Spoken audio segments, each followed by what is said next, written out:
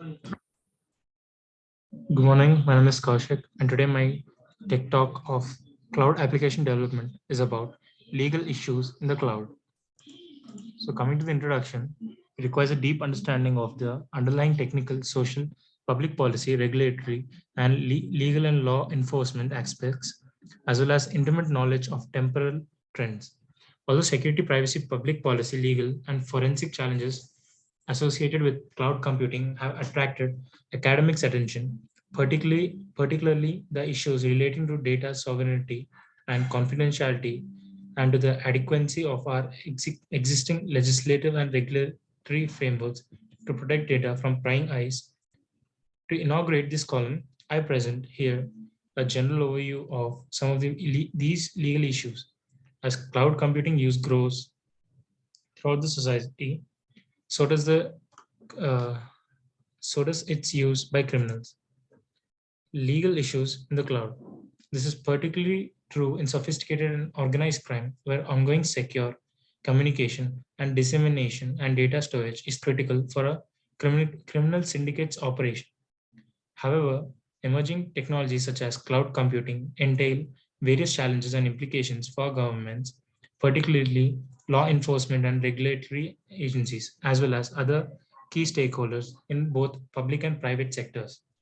Crimes involving cloud computing use typically involve an accumulation or retention of data on a digital device, maybe a mobile phone, which must be identified, preserved, analyzed, and presented in a court of law. This is the process known as digital forensics.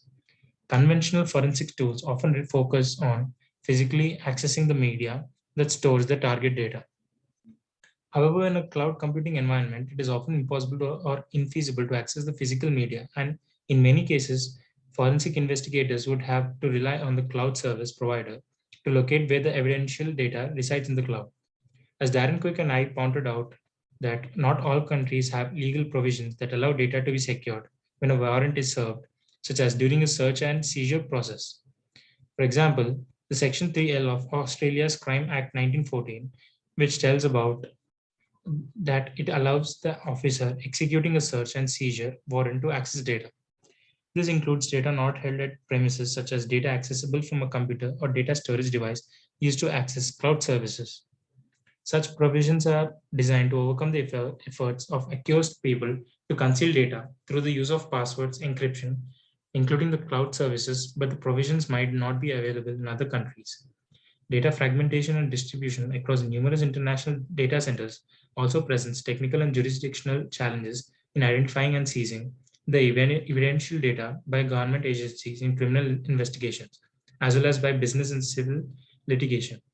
The technical and legal uncertainties surrounding these questions are perhaps why traditional boundaries are now blurred.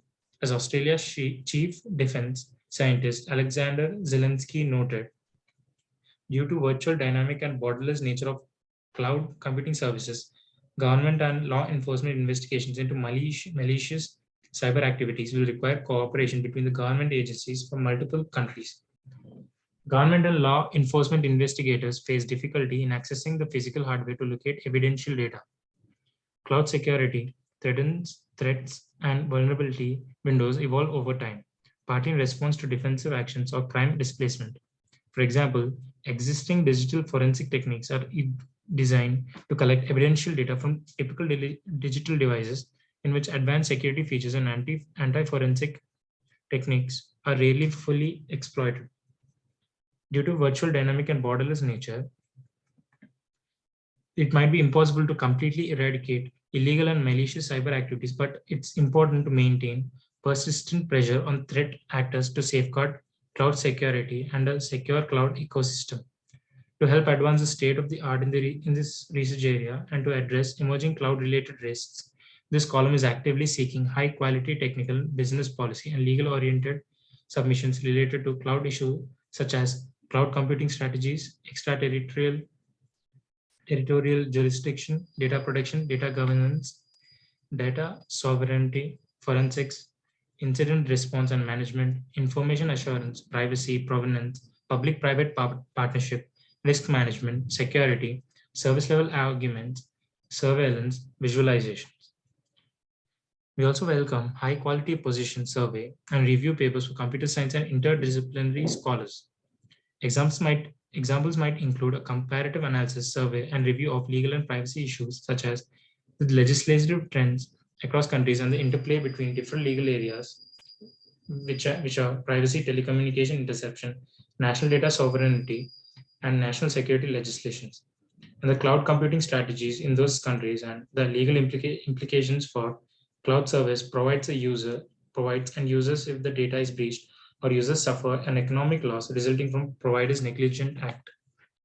Our goal within this column is to help mitigate emerging and evolving cloud security threats and facilitate informed decisions about cloud security and privacy, as well as keep pace with society's needs and preferences in these areas. We welcome your contributions to this end. Thank you.